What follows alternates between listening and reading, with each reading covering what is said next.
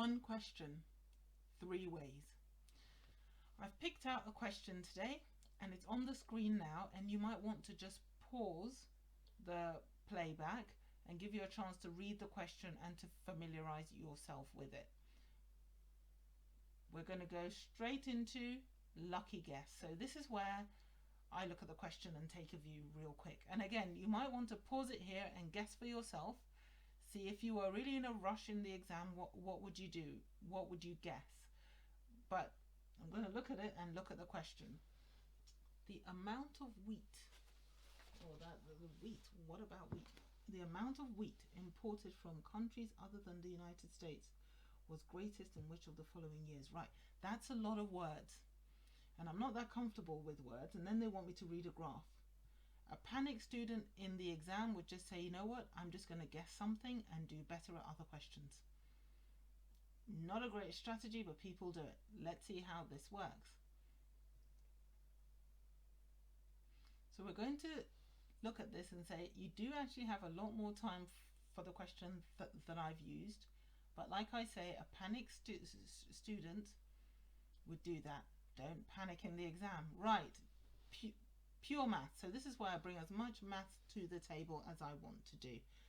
Look at this. The amount of wheat country X imported from countries other than the United States was greatest in which of the following years? Right, so I'm thinking about wheat and I'm thinking about when it's greatest. But it's other than the United States. Okay, so what have they given me? Title is the best way to go about this. So they've given me total wheat compared to total wheat import from the US. But they want other than the US, right? So I need the difference between the two lines when it's greatest. Okay, so I look at that and think, okay, fair enough, right? The x-axis is giving me years, and each block, it seems, is 1 year. Fine, that's easy. Y-axis, the vertical, millions of metric tons, and each block, it looks like, is worth 25. So I've looked at it and I've said, okay, let me identify the years when I think the difference is big. And I'm going for 1976, 1981, 1983. I think that those are the big years. Now you might pick other years when you look at the difference between the two lines and say which is greatest. Right, so I want the difference between the two lines, and I'm going to think about it. If I want to be mathematically correct, I'm going to look at each line and pick the point. So I look at the bottom line first for 1976, exactly 125. Look at the top line, it's a bit more than 275, so I'm going to say it's 280. I go to the next point. Now I notice that the top of 1976, it's like the top of the bottom line for 1981, so I'm going to say it's 280 again. The top line, the total imports, I think it's just shy of 425, so I'm going to say it's 420. And I go ahead and I estimate for 1983 as well. Notice I focused on doing everything with the graph, reading everything I'm going to read. Now I'm going to calculate the maths. But my goodness, doesn't this feel painful? And painful should have 2 L's. But there we are. It feels long. And it feels as if at the end of this question I'm going to be exhausted. But let's keep going to be technically correct and to be as exact as possible. So now I'm going to work out the distances. Right, well, to get from 125 to 200 is 75. To get from 200 to 80 is 80. So that's 80 plus 75. That's like 80 plus 80 minus 5. So that'll be 160 minus 5. 155. Right, to get from 280 to 300 is going to be 20. From 300 to 420 is 120. Right, so that's 140.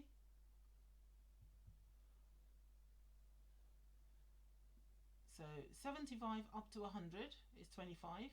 100 to 210 is 110.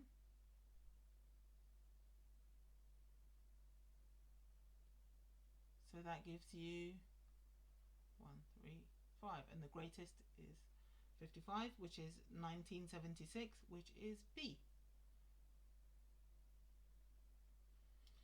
That felt painful though. I might be correct, but it felt painful. And I've estimated in there anyway, so to try and be that correct, I don't know, I'm in the mood for some smart moves. Is there anything I can do to help myself out?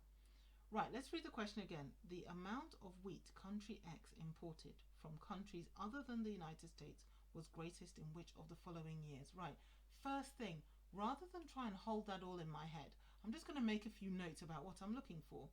We're talking about wheat from country X. Is it from country X? No, it's country X imported, but whatever, amount of wheat. And it's from countries other than the United States.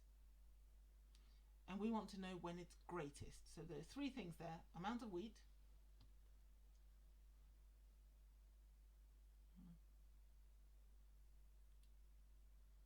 imports other than the US, and when it's greatest. Okay, so now we look at the graph. What are they telling me?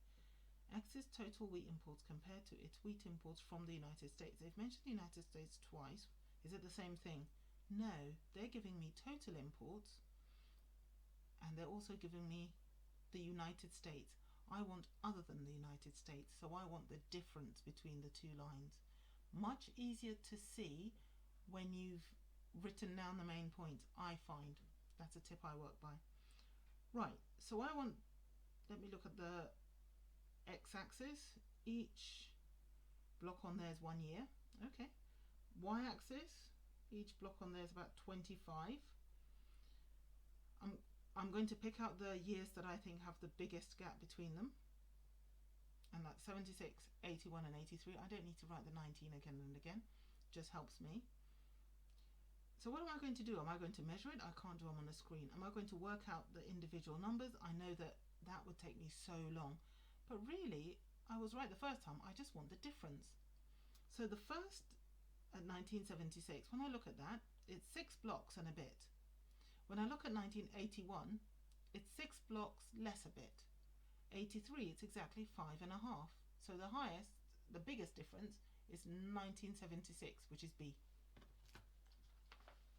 And I don't get caught up in all that numerical calculation where a person can easily make errors. Right, let's look at our leaderboard. It would seem our lucky guess was not so correct this time, but pure maths and smart moves are in the money. We seem to be getting the right answer with those every time. I would point out to you though, the amount of time it took working things out exactly on pure maths. I'm not sure that I'd stick with it in the exam. I think the smart moves would be much better. Thank you for listening.